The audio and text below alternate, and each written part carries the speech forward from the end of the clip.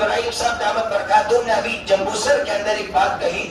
جمبوسر آئے حضرت وہاں سے رائیون سے، تو حضرت مولانا نے کہا کہ مسلمانوں یہ دعا مانگو، اللہم لا تجعل مصیبتنا فی دیننا. بھائی مانگو نا، اللہم لا تجعل مصیبتنا فی دیننا. کیا ترجمہ ہے اللہ کہ اے اللہ دینی نقصان سے کبھی دو چار مت کر.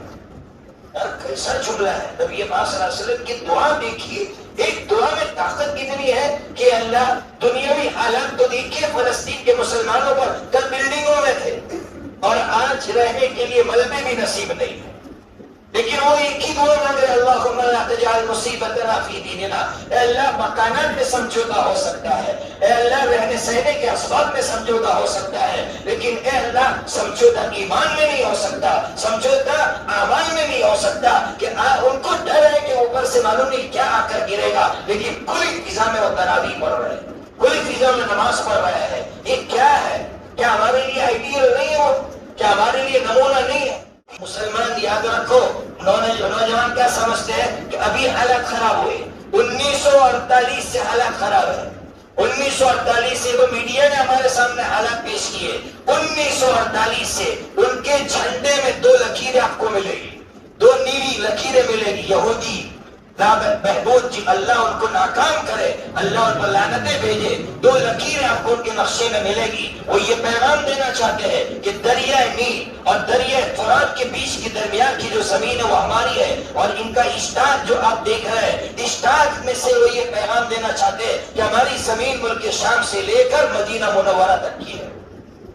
ان ظالموں کو نہیں معلوم کہ 75 سال سے وہ زمین ہڑپنا چاہتے ہیں، لیکن کچھ دیوانے ایسے ہیں جو سد سکندری بن کر ان کے سامنے کھڑے ہیں اور ان سے یہ کہنا چاہتے ہیں کہ تمہاری ماں نے اگر تم کو جنم دیا ہو تو تم ملک شام کو پہلے قبضہ کر کے دیکھو، پھر مدینے کی بات کرنا.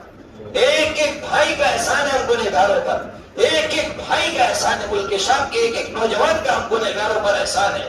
نمازیں پڑھ کے ہم یہ سمجھ رہے ہو کہ ہم بزرگ ہیں. افسوس ہوتا ہے لوگ بولتے ہیں ان کا لباس دیکھو شرعی نہیں ہے، ان کے چہرے پر داڑھی نہیں ہے، شرم نہیں آتی بولتے ہوئے.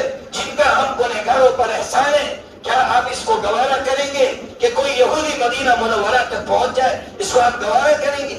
آج وہ سد سکندری بن کر کھڑے ہیں اور امت کے ایک ایک فرد پر ان کا احسان ہے. ان محسنین کا احسان ہم کیسے بھول سکتے ہیں؟